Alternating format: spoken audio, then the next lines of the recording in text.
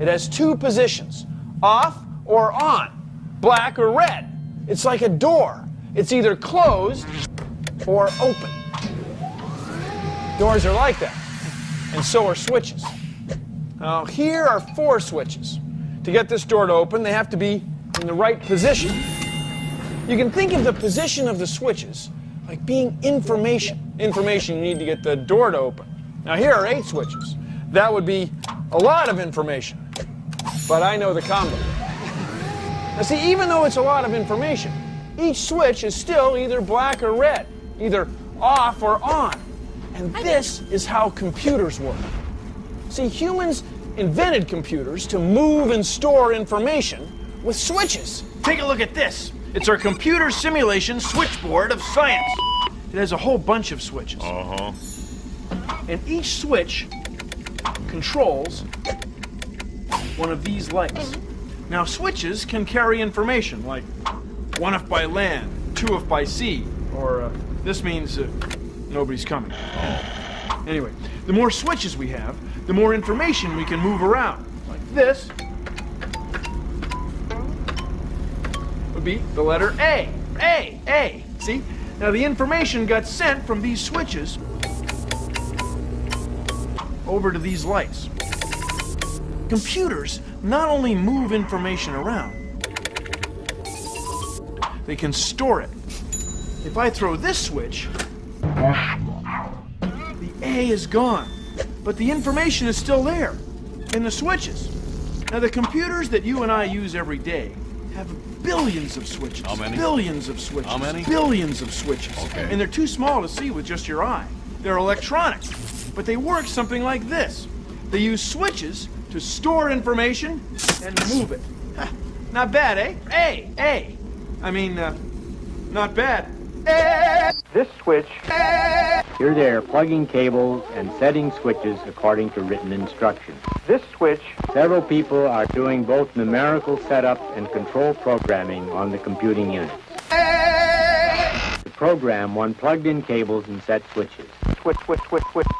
Switches. This is an abacus, an early computing machine. You hold it like this. Now, humans have 10 fingers, 5 on each hand. And an abacus has beads, 5 on each stick. You count like this. 1, 2, 3, 4, 5. That's one hand. 6, 7, 8, 9, 10. That's 2 hands.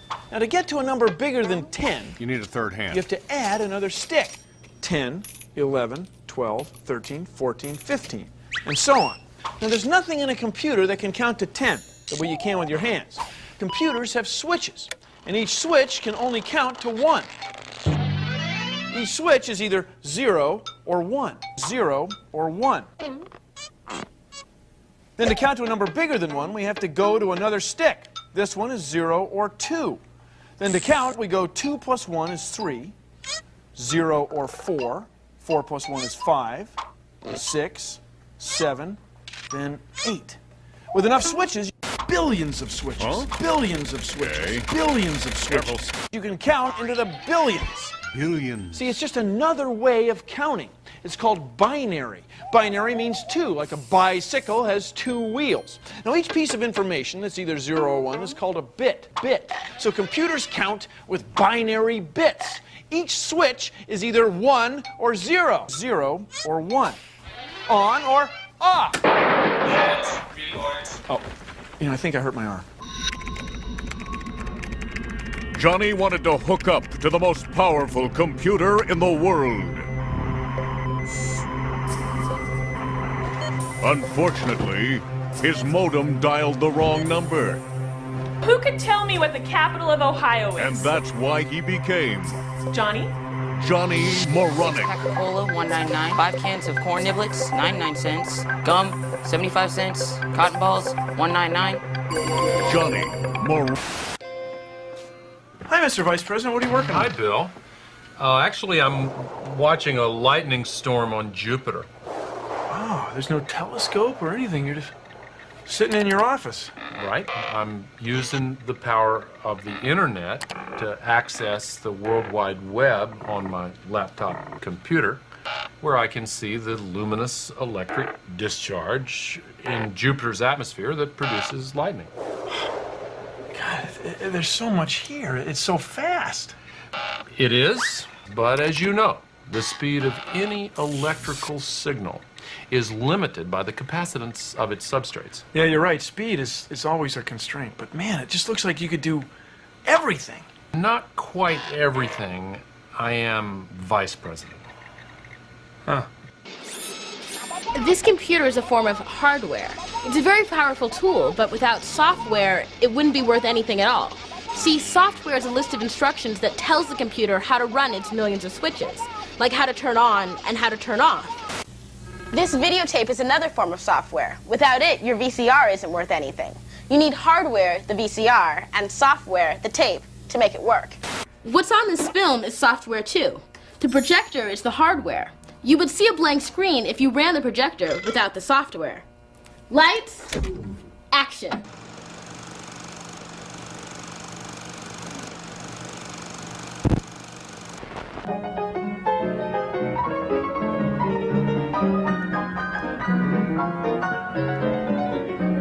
Not bad, huh? It's a player piano. It's a lot like a computer. It has software. It converts information from one form to another. In this case, the holes in this paper roll get converted to musical notes. See, as the holes go by, they tell the piano whether to play a note or not. They're like switches in a computer. It's also a lot like a compact disc.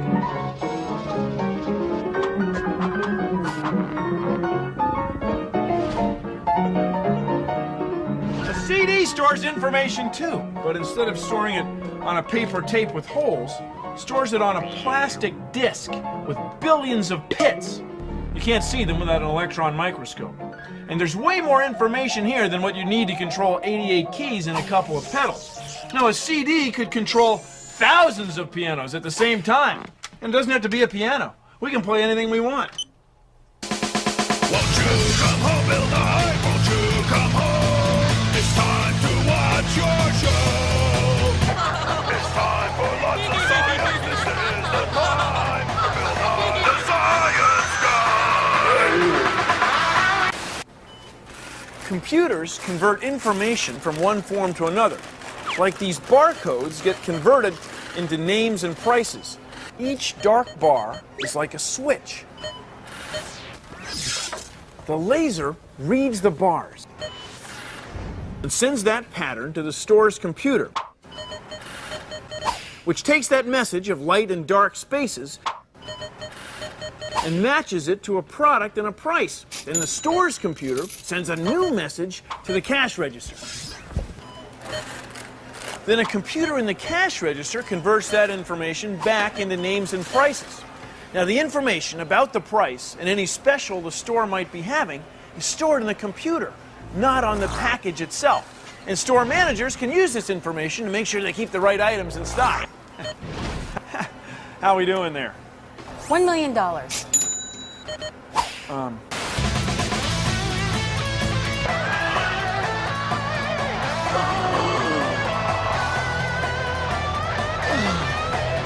Computers store information. Plenty of it. Please consider the following. You might not have ever thought about it, but a library is a place where we store information. Letters and words on pages are a way, well, a great way to store information. Now, we can put the information in books and put the books on shelves, or we can take the books down, open them up, and find a recipe for pizza. In a library or at home, if you have a table big enough, you can have a lot of books open at once. You don't have to go back to the shelf to get a book to read it. And you can scan from one book to another, just like that. A lot of the computers that you and I use are set up like an open book. They have a part of their memory called RAM. RAM stands for Random Access Memory. We call it random because you can get to any part of the memory without having to start at the same place each time. RAM is like an open book on a table. Now notice that in a library it wouldn't be much use to have all the books open at once. You couldn't find things or skip over things, and open books take up a lot of room. Most of the information in a library is on the shelves. And most of the information in a computer is on the hard drive, or compact disk. You can't make use of this information until it's in RAM. The same way you can't make use of the information in a book till you take it off the shelf and open it. Well, thank you for joining me. It's amazing. It's unbelievable. It's the EDSAC computer. No more need for tedious pencil and paper, as computing power never before seen in the history of man. Hundreds of calculations an hour on thousands of switches. Ever wonder how a computer sorts through huge amounts of information? You can see how a computer works by making a model. I've got some 3x5 cards like these, and I cut a corner off at an angle. That way I'll know if my cards are facing the same way or not. Then I gave each color a tab in a different spot along the top. Then punch a hole in the center of each tab. Now mix up your cards. These cards are like pages of information stored on your computer. Now, if I want to get all the green cards out, I don't need to look at every single card and sort them out one by one. I can just take a paper clip and hook the green ones all at once. Pretty cool, huh? That's how a computer sorts things too. It looks for a marker or a tab and only pulls out the information you need. This guy's funny. B8. Ah, you sunk my aircraft carrier. You beat me again. 7 out of 7, not bad. Computer screens have a grid like this game. For a computer to make a picture, it needs a program to tell it how to light up the points on the grid. You want to play again? Come on. One more. Very funny. Fine. It's like making a picture just using colored pegs. I'm sure by itself the grid doesn't really look like much, right? Well, if we add a program and you fill in the colored dots on the grid,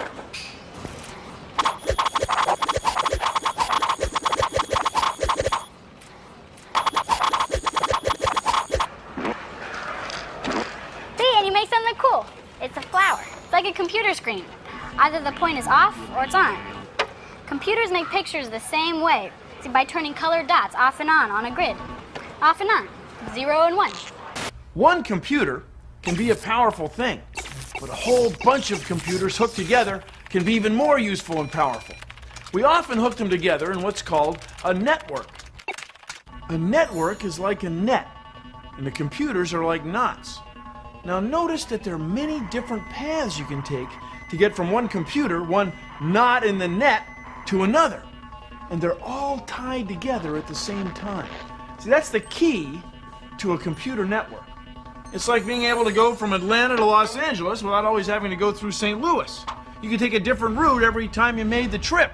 The freeway exits would come up in a different order, and they're all connected at once. When you're using it, you're able to get over, under, around, through, and to places without having to stop in between. So you can link your one computer to the entire globe. You can hook up with some guy's spinning head in Seattle if that's what you were into. See, you're driving on the electronic super high. Huh?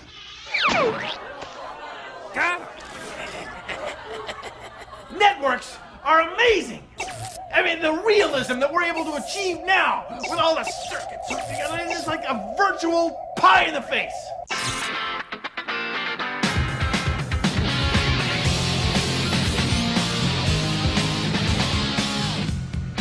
Plugged In's a community computer center, and basically it's here to help the community learn how to use computers and help them use them as a tool. Being able to work with the computers and have people that will teach you when you don't know what you're doing and maybe take you through it, that's very cool because when you get out into the job world, you'll have to know those type of skills. Plugged In Enterprises is a business run by teens. We build web pages for people or businesses. Web pages are from the World Wide Web, and they're easy to access from any web browser. We just make them look as nice as we can. We build them to their specifications. We put little codes and little tags into the computer to make it look like this, to make an image show up, or to make words show up in a certain place. What's that pi at plugin.org? Yes, hi, at plugin.org. The internet is cool because it links everybody in through information, and that's one common thing that we all have is we all want information. We all need information. I believe everybody should get plugged in. Al, open the pod bay doors. I'm sorry, Bill. I'm afraid I can't do that. I confidently expect within 10 or 15 years we will find emerging from the laboratory something not too far from the robot of science fiction fame. Some scientists are trying to make computers that work something like the brains of insects. The robot. Suppose we took a simple instruction. A thinking machine. If there's something in front of you, don't run into it. See, for you and me, that would be easy. We just open our eyes and see an object and not walk toward it. But to get a robot to do the same thing is a pretty complicated task. We must make the computer aware of the same rules. It took scientists a long time to make this robot. There's a computer in it that uses sound waves to sense what's in front of it and trace its path. Artificial intelligence. Now, the reason it's easy for us is that human brains are so much more complex than even the fanciest computers and robots. Artificial intelligence.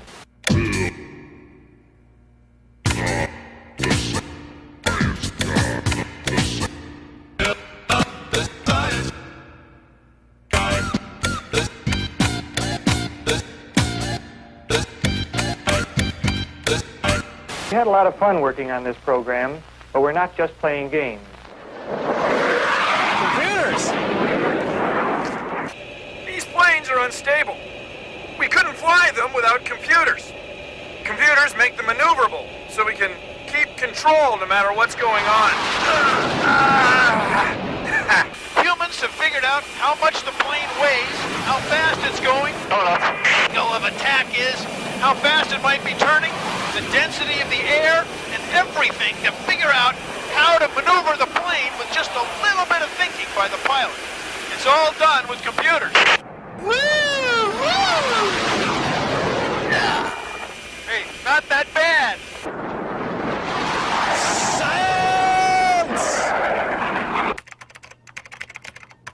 Science! Science! Science! Science! Science! The first computer that could do math problems way faster than humans with big numbers was huge. It took up a whole room, over 100 square meters, and it was called the ENIAC. The Electronic Numerical Integrator and Computer. It could do math problems fast, but it was big, heavy, and hot.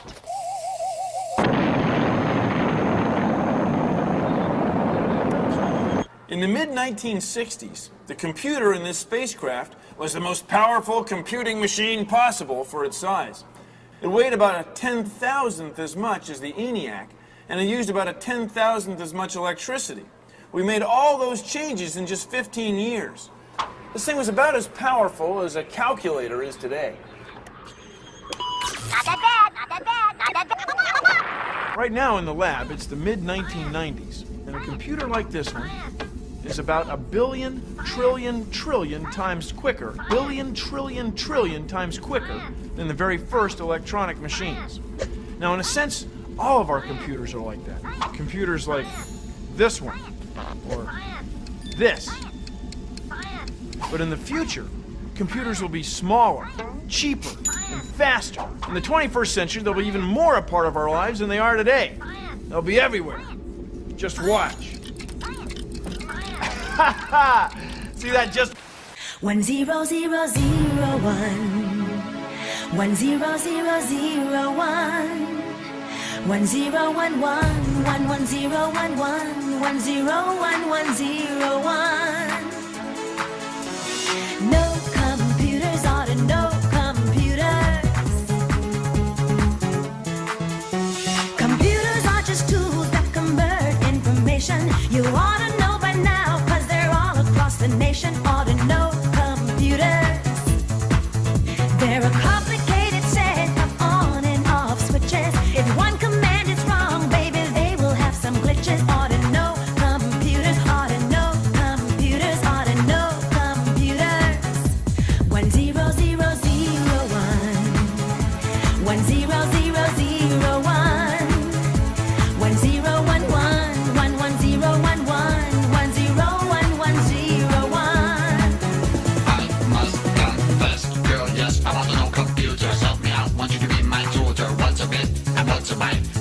I'm not a tonight.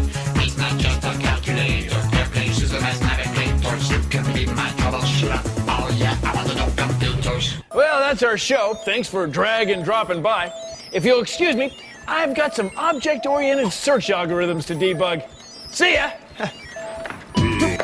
Produced in association with the National Science Foundation. Won't you come home, build a